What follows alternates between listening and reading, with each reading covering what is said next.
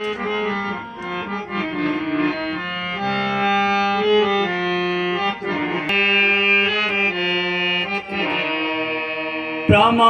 प्रधानं संविधानमेकं राष्ट्रस्य एका विधिपूर्णग्रन्था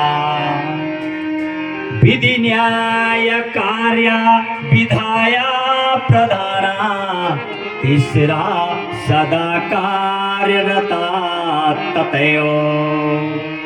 आइए मेरी भारत माँ का जो परम प्रधान है, परमं प्रधानम संविधानमेकं राष्ट्रस्य एका विधिपूर्ण ग्रंथा। हमारे राष्ट्र भारत का एक ही परम प्रधान ग्रंथ है, एक ही परम प्रधान ग्रंथ है। और कौन सा है? राष्ट्रस्य एका विधिपूर्ण ग्रंथा। और मेरी भारत माँ का यूं तो सब धर्मों के लिए जगह है। 18 पुराण हो, बाइबिल हो, कुरान हो, गुरु गोविंद साहिब का ग्रंथ है, सबके लिए मेरी भारत माँ इतना विशाल हृदय है, सबको रखा गया है उसमें, इसमें सबके लिए बराबर न्याय किया गया है। लेकिन परम प्रधान ग्रंथ है मेरे माँ का, मेरे भारत देश का, और वो परम प्रधान ग्रंथ क्या है? राष्ट्र से एका विधिपूर्ण ग्रंथा। और वो संविधान है, क्योंकि इस संविधान के में सबके लिए एक जगह है, उनके लिए भी बोला गया है। Article 14, 15, 25, 26 freedom to follow any religion बनाया गया सबके लिए। और आगे क्या है? राष्ट्रीय एका विधिपूर्ण ग्रंथा, जो कि क्या है? विधि विधान से पूर्ण प्रमुख ग्रंथ है, और वो है भारतीय संविधान। सबकी तरफ इसकी नजर, हर धर्म, हर जाति, हर लिंग, हर कम्युनिटी को न्याय देता है। और जब कोई नहीं मानता है तो जिस तरीके से घर का मुखिया होता है, फिर सुप्रीम कोर्ट अपनी पावर दिखाता है, सीधे जेल, और फिर उसी दरवाजे से।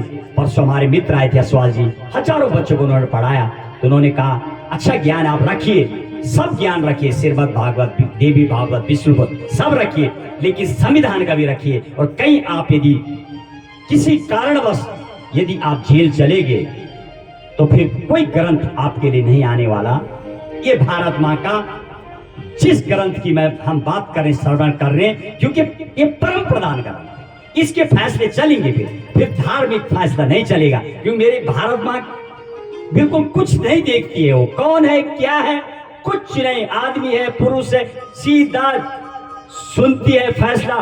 बिल्कुल जैसे माँ होती है ऐसे बदन पे हाथ लगाती है, पता लगा देती मेरा बेटा है कि नहीं। जिस माँ ने जन्म दिया हो वो हाथ लगाते पहचान लेती कि मेरा बेटा है कि नहीं। ऐसे मेरा भारत माँ का संविधान है, ये दूर से पकड़ लेता है कि किसने गलती किया नहीं। और ऐसा होता नहीं है, जब कोर्ट में खड़ा कर दिया जाएगा, कितना भी बड़ा अधिकारी हो, कितना भी घूस भी खाता है, लेकिन जब कोर्ट में जाएगा तो कोर्ट के आगे निश्चित नकेल कस दी जाएगी, माफी भी मांगेगा।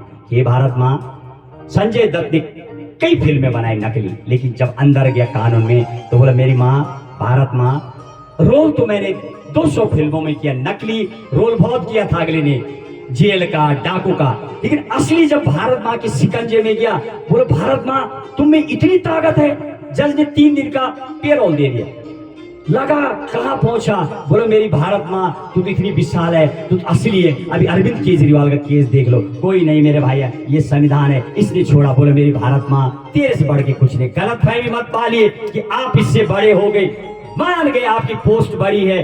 हालांकि मेरी माँ ने फिर भी तय किया है राष्ट्रपति के लिए और गवर्नर के लिए इसमें व्यवस्था है कि जब वो पद पर होंगे तब उनके ऊपर एलिगेशन नहीं लगाएंगे। क्योंकि जिस तरीके से माँ होती है, माँ किसी बच्चे को आधा गिलास दूध दे रही, किसी को फुल दे रही। अब बहू बोल रही है कि तुम्हारी माँ बड़ी गंदी है क्योंकि वो मेरे बेटे कम दूध दे रही, दूसरी ज्यादा दे रही। माँ का लॉजिक ये कि थोड़े कमजोर है, थोड़ा इसको दे दो ज्यादा, पर वो समझ ले रहे हो बराबर देना चाहिए, क्योंकि ये भी नाती है वो भी नाती है। अरे भैया पति समझा रहा, पति जानता है अपनी माँ को, फिर भी सुन रहा, एलिगेशन लगा रही। ऐसे मेरी भारत माँ के संविधान पे कई बार लोग आगे बढ़े, लेकिन जब माँ ने अपना फैसला सुनाया, जा बेटा माफी मांग, और इस माँ का हृदय इतना विशाल है कि माफ भी कर देती है। आर्टिकल 21 में व्यवस्था है, जो जेल में है उसके लिए भी बोला गया पूरा ख्याल रखना है भाई, ये जेल में मरना नहीं चाहिए। 20 आर्टिकल में साफ लिखा हुआ है, जेलर लगे, पुलिस लगी है, यदि आप बीमार है आर्टिकल 21 लाइफ टू लीव बोला गया, वो हॉस्पिटल ले जाना होगा, चेकअप होगा, प्रॉपर उसका ध्यान रखना होगा। जेल में भी सुरक्षित रहना चाहिए, वो अपराधी है लेकिन मेरा बेटा है, संविधान कहते हो मेरा पुत्र है, उसको भी पूरा न्याय देती है मेरी माँ। इतना विशाल, इतना